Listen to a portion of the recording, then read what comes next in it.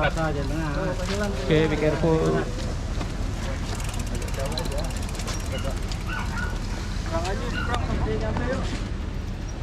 Muter-muter. Pakai sepeda. Jangan pakai sepeda.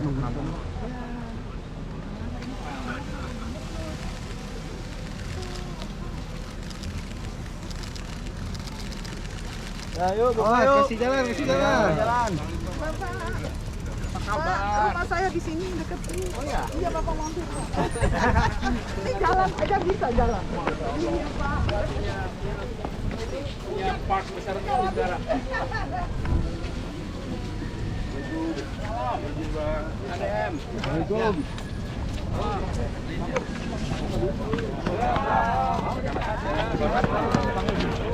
Panggil masuk. Jalan. Saman sepeda taruh sembarangan, saman.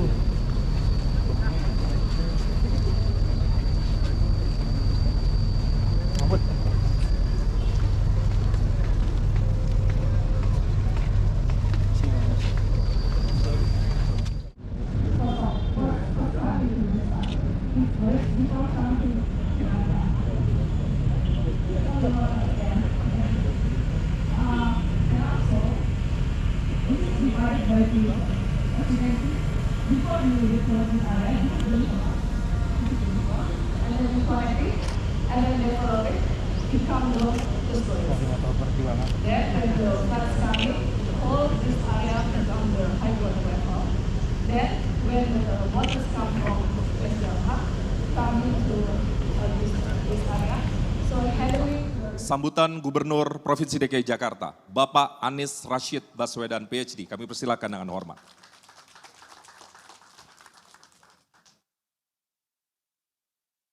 Yang mulia Duta Besar Republik Singapura untuk Indonesia, Bapak Kwok Fok Sing. Yang saya hormati Kepala BPKP DKI Jakarta, Bapak Samono. Yang saya hormati Perwakilan Kejaksaan Tinggi DKI Jakarta, Bapak Daswanto dan Bapak Tengku Rahmat Shah. Yang saya hormati Kepala BBWSCC, Bapak Bambang Heri Mulyono. Yang saya hormati Asisten Pembangunan Wali Kota Jakarta Selatan, para Kepala Dinas, Kepala Satpol, khususnya Kepala Dinas Sumber Daya Air, dan seluruh undangan, serta yang saya hormati Wakil Ketua Komisi D DPRD Provinsi Jakarta, Bapak Novan Harifan Paloh, dan hadirin sekalian. Assalamualaikum warahmatullahi wabarakatuh. Kita bersyukur, kita bangga bahwa alhamdulillah sebuah ikhtiar panjang yang dikerjakan yang sempat mengalami tantangan karena kita diterpa pandemi, akhirnya hari ini ikhtiar itu tuntas. Kita beri tepuk tangan untuk semua yang terlibat. Nature-based solution, solusi berbasis alam.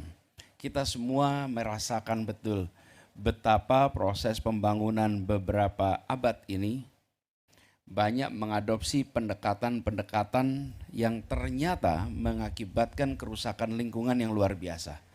Hitungannya abad, bukan 1-2 tahun. Karena itu sekarang generasi ini merasakan dampaknya. Climate change yang berubah, kemudian carbon gas emission yang muncul di tiap kota. Dan itu bukan hanya motor, tapi bangunan. Bangunan itu kontribusi 39% atas carbon gas emission. Nah, ini membuat kita semua harus sadar mengubah pendekatan kita di dalam menyelesaikan masalah-masalah yang ada.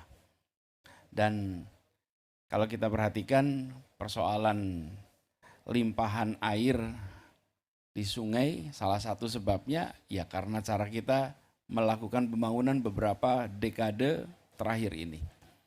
Kita sekarang melihat berbasis alam itulah solusinya. Dan yang berbasis alam ini sudah dilaksanakan di berbagai negara. Berbagai negara, Indonesia belum. Tapi alhamdulillah proyek ini menandai sebagai proyek pertama yang berbasis alam untuk menyelesaikan masalah limpahan air sungai. Namanya menjadi ruang limpah sungai. Limpah ini, tadi saya ngobrol Pak Dubes, limpah ini punya asosiasi berlebih, tapi berlebih yang positif. Berlebih, berlimpah, harta yang berlimpah, ilmu yang berlimpah, air yang berlimpah. Jadi posisinya adalah posisi yang positif, tonnya positif. Kita mendapatkan air yang berlimpah, terus mau diapain air berlimpah ini? Dibiarkan mengendang di kampung atau disiapkan tempat untuk tergenang. Nah alhamdulillah kita tadi sudah dengar penjelasannya dari Pak Yusmada, Kepala Dinas Sumber Daya Air, bahwa disiapkan tempat untuk menampungnya. Jadi kita sekarang punya sebuah pendekatan baru di mana ruang parkir air sementara saat air sungai itu memiliki air yang berlimpah guna mengurangi beban di kawasan hilir karena airnya ditahan di kawasan dekat dengan hulu. Nature based solution ini memanfaatkan infrastruktur biru dan hijau. Dan kalau lihat di depan sini, biru dan hijau. Minim gray. Ada gray, 1-2 tempat. Tapi mayoritas adalah hijau dan biru. Dan ruang limpah sungai ini adalah upaya juga untuk mengembalikan ekosistem sempadan sungai, yaitu menahan air pada saat terjadi limpahan, tapi juga dia menjadi sebuah ekosistem sungai yang hidup. Nanti kita berharap di sini muncul hewan-hewan air, muncul tanaman-tanaman yang rindang, dan kemudian burung-burung juga berdatangan. Jadi ini menjadi sebuah ekosistem yang sehat. Inilah yang kita dari dulu sering katakan, nature based solution ini melakukan naturalisasi sehingga kita kembali kepada posisi alam sebagaimana ketika dulu masyarakat belum melakukan intervensi lewat pembangunan. Nah, prinsip kerja ruang limpah sungai ini yang menahan di hulu, Indonesia bukan yang pertama. Kita merujuk pada pengalaman. Karena itu hari ini kita mengundang secara khusus Bapak Duta Besar Republik Singapura untuk ikut hadir karena kita melihat apa yang dikerjakan di Kallang River, Bisan Project di Kallang River. Untung lokasinya cuma 1,5 jam Pak dari Jakarta Pak. Jadi kita bisa terbang ke sana, bisa lihat, bisa perhatikan tuh. Dan ini contoh naturalisasi, contoh bagaimana mengendalikan air. Pada saat musim hujan atau hujan yang deras, maka kawasan lembah itu berisi air. Begitu musimnya kering atau tidak ada air, maka dia turun, maka menjadi tempat untuk warga bermain. Begitu juga di Belanda. Di Belanda itu ada Maas and Waal River, Maas River and Waal River. Di sungai ini diterapkan namanya hampir sama kalau di sana. Room for the river, ruang untuk sungai. Inilah konsep modern.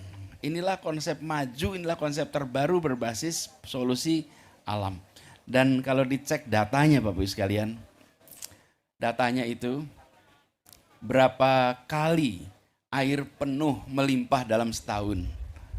Tentu tidak sama dari waktu ke waktu, tapi bisa diperkirakan mungkin sekitar 15-20 kali dalam 1 tahun. Yang 360 hari itu hanya di 20 kali mungkin, di mana itu akan penuh. Lalu dia turun lagi. Betapa sayangnya bila tempat itu hanya dipakai untuk air, tidak dipakai untuk kegiatan masyarakat. Pakai air 20 hari, sisanya 300 lebih itu dipakai oleh masyarakat sebagai ruang terbuka hijau. Inilah yang kita sebut sebagai keterbukaan untuk mengadopsi ilmu pengetahuan di dalam menjalankan pemerintahan, di dalam memberikan solusi. Bapak sekalian, kewenangan dan pengetahuan itulah yang harus dikombinasikan. Seringkali punya kewenangan tidak mau pakai pengetahuan, punya pengetahuan tidak ada kewenangan. Begitu keduanya itu dikombinasikan, maka dia akan menjadi maslahat, menjadi manfaat bagi masyarakat. Nah, terobosan ini dilakukan di 3 tempat, tadi sudah disampaikan, di ruang limpah sungai Brigif, ruang limpah sungai Lebak Bulus, dan ruang limpah sungai Ponorangon. 3 ini jangan jadi 3 terakhir, ini adalah 3 pertama untuk seluruh wilayah Jakarta, dan juga mudah-mudahan Bapak dari BBWSTC juga bisa memanfaatkan pendekatan ini untuk tempat-tempat lain. Dari gray approach menjadi blue and green approach. Tidak bisa kita menggunakan pendekatan ini untuk semua lokasi. Tiap lokasi punya tantangan yang berbeda-beda. Jadi jangan sampai kita juga menggunakan pendekatan satu solusi untuk semua masalah. Tapi metodenya menurut saya harus. Metode apa? Metode yang mengedepankan solusi berbasis alam. Sustainable approach itu tidak bisa dihindarkan. Bahwa di dalam kita melaksanakan perlu variasi, itu tentu. Nah, dari proyek ini Bapak Ibu sekalian, kami ingin sampaikan rasa terima kasih. Karena proyek ini tidak bisa berjalan sendirian. Kalau hanya satu orang mengatakan naturalisasi, nature-based solution, itu berhenti di pidato, Pak. Untuk bisa menjadi eksekusi, itu diperlukan perencanaan yang matang. Yang pidato 2 orang, Pak, di sini, Pak. Tapi yang menyiapkan perencanaannya, penggambarannya, sampai pada studi lapangannya itu ratusan orang bekerja. Pada mereka mari kita beri tepuk tangan apresiasi. Makasih. Nomor 1 Pak Yusmada sendiri. Ini insinyur hebat Pak Yusmada ini. Terima kasih. Belakangnya Bu Ika. Bu Ika boleh dong berdiri. Ini superwoman kita nih Pak. Ini Bu Ika, terima kasih. Beliau yang bertanggung jawab atas proyek 942. Dan Bu Ika ini sama Pak Yus ini adalah orang-orang yang punya ini Pak, sudah punya rasa Pak atas gerakan air itu seperti apa Pak. Jadi di dalamnya itu udah ada lock banyak sekali itu Pak. Ada locknya itu if then itu kalau sistem itu Pak, di dalam sistemnya itu ada if then, if this then, if this that gitu. Itu sudah jadi itu struktur itu. Sehingga kami merasa bersyukur ada teamwork yang solid di SDA yang kemudian membuat gagasan tadi itu menjadi hal yang bisa dieksekusi. Nah, tapi ini tidak bisa lepas juga dari dukungan pemerintah pusat. Karena kawasan-kawasan sungai yang kita kelola ini adalah sungai-sungai yang berada di bawah pengelolaan Kementerian PUPR, khususnya Balai Besar BBWSCC. Ya, kami ingin sampaikan terima kasih Balai Besar Wilayah Sungai Ciliwung Cisadane, Pak Bambang dan seluruh jajarannya. Kemudian Bapak Ibu sekalian, di tengah kita perjalanan, tahu-tahu kontraksi keuangan, Pak. Karena kita menghadapi COVID dan anggarannya harus dialokasikan. Kemudian kita mendapatkan pinjaman. Ini statusnya pinjaman ya, bukan harus dikembaliin nanti uangnya ini. Harus dikembaliin. Ini pinjaman melalui proyek pemulihan ekonomi nasional lewat PT SMI. Nah, ini adalah satu kolaborasi yang lengkap. Ada Pemprov DKI Jakarta, DPRD, Kementerian Keuangan, Kementerian PUPR. Kemudian juga dalam pelaksanaannya kita didampingi Kejaksaan Tinggi. Terima kasih pada seluruh jajaran Kejaksaan Tinggi yang mengawal sehingga ini berjalan dengan baik. Begitu juga dengan BPKP. Terima kasih Pak. Kita ditemani, didampingi sepanjang perjalanan ini. Apakah dari SMI ada yang hadir di sini? Belum ada. SMI juga kami sampaikan terima kasih. Jadi Bapak Ibu sekalian yang kami hormati, kami ingin mengundang warga Jakarta, para ahli, para pelaku kebijakan pengelolaan air, datanglah ke tempat ini. Datang, lihat, kemudian kaji. Dan mari kita terbuka kepada ilmu pengetahuan dan pada kebaruan. Salah satu problem utama yang menyebabkan sebuah bangsa sering stagnan adalah karena enggan menerima kemajuan, enggan menerima perubahan.